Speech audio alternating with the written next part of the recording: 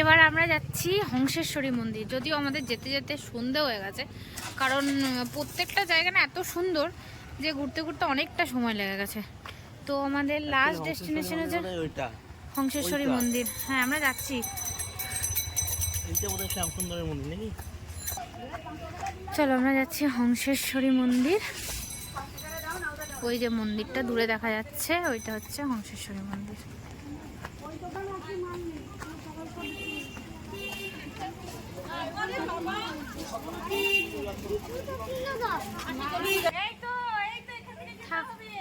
থাক।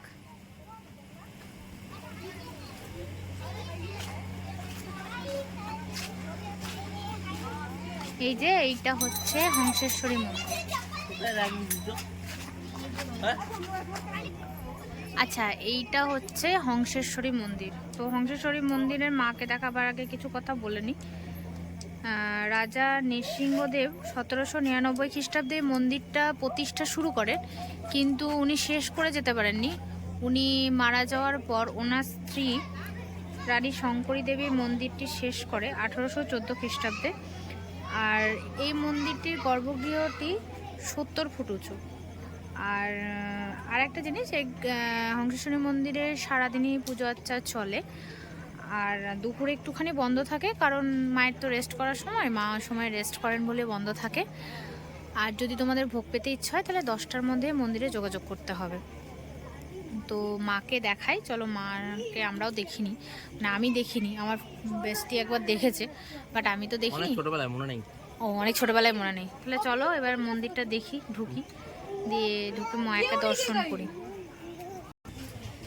হ্যাঁ, দুটো, হ্যাঁ 3টে হয়ে গেছে।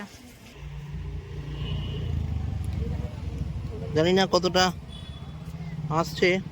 হ্যাঁ আসছে। হেরিটেজ সাইটের যে স্বীকৃতি স্বরূপ যে ফলক ভারত সরকার প্রদত্ত, সেই ফলকটা তোমাদের দেখাই। সেই হেরিটেজ সাইটের ফলক। তারপর ওই পাশে, এই পাশে রয়েছে মন্দিরের কিছু নিয়মাবলী, সেগুলো তোমরা দেখে নাও। তোমরা যখন আসবে তখন তোমাদেরও কাজে লাগবে। হ্যাঁ, এখানে বলছে এই মন্দিরটি আমাদের জাতীয় সম্পদ, এটাকে সার্বিকভাবে রক্ষা করার দায়িত্ব আমাদের। মন্দিরের শান্তি শৃঙ্খলা, পবিত্রতা, পরিচ্ছন্নতা বজায় রাখুন, এরকম কিছু রুলস এখানে দেওয়া আছে।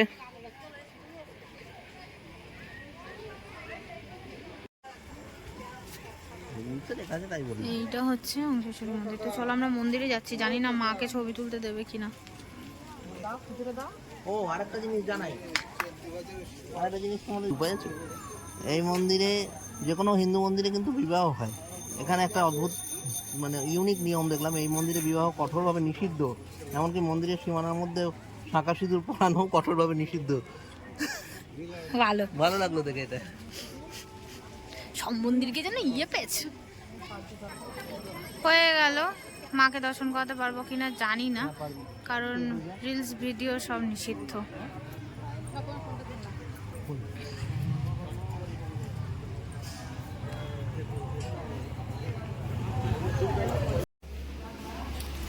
এটা হচ্ছে আমাদের হংসেশ্বরী মা। সাহিত্য শিবের নাভিপদ্ম থেকে বেরিয়ে আছে পদ্ম, সেই পদ্মের উপরে বসে আছে মা।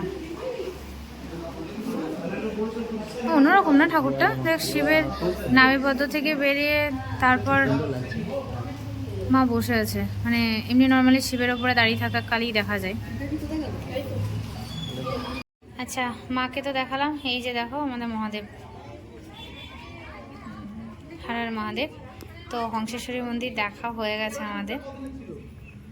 আচ্ছা, হংসেশ্বরী মন্দিরের পাশে রয়েছে অন্ত বাসুদেবের মন্দির। এই পাশে যে মন্দিরটা দেখা যাচ্ছে, এই আমাদের হংসেশ্বরী মায়ের মন্দিরের পাশে, সেটা হচ্ছে অনন্ত বাসুদেব মন্দির। একদম হংসেশ্বরী কালী মন্দির চত্বরেই এই মন্দিরটা আছে। এটি একটি কৃষ্ণ মন্দির। 1679 সালে রাজা রামেশ্বর দত্ত এই মন্দিরটি নির্মাণ করেন। মন্দিরটি তার দেওয়ালের কারুকাজের জন্য বিখ্যাত। রাত্রি হয়ে গেছে বলে দেওয়ালের কারুকাজ আমরা বুঝতে পারছি না, আর ঢুকতেও দেয় না। আর এই মন্দিরটা এখন ঢুকতেও দিচ্ছে না। মন্দিরটি একরত্ন শৈলীতে নির্মিত। একটি পাথরের উপরে একটি রত্ন শৈলীতে মহেশ্বর দত্ত এই মন্দিরটি তৈরি করেন। এই মন্দিরটাই দেয়ালের নিজের দেয়ালের কারুকার্যের জন্য বিখ্যাত, টেরাকোটার কাজের জন্য বিখ্যাত। কিন্তু বর্তমানে এই মন্দিরটিতে ঢুকতে দেওয়া হচ্ছে না। এখানে বড় করে ব্যারিকেড করা আছে, তোমরা দেখতেই পাচ্ছ, বড় করে ব্যারিকেড করা আছে, নিচেও তাই উপরেও তাই। হ্যাঁ, চারিদিকে দড়ি বাঁধা আছে। আর সত্যি কথা সন্ধ্যেবেলায় হয়ে গেছে, ওই জন্য ঢুকতে দিচ্ছে না কিনা জানি না। এখন বাইরে থেকে যেটুকু পারলাম দেখালাম। তো তোমাদের কেমন লাগলো জানিও। আমাদের হংসেশ্বরী মন্দির ঘোরা শেষ। মা হংসেশ্বরী সকলের মঙ্গল করুন, সকলকে ভালো রাখুন, এই মায়ের কাছে প্রার্থনা। তোমাদের যদি ভিডিওটা ভালো লেগে থাকে তাহলে চ্যানেলটাকে লাইক সাবস্ক্রাইব করে রেখো আর আমাদের পাশে থেকো। সো আপাতত টাটা।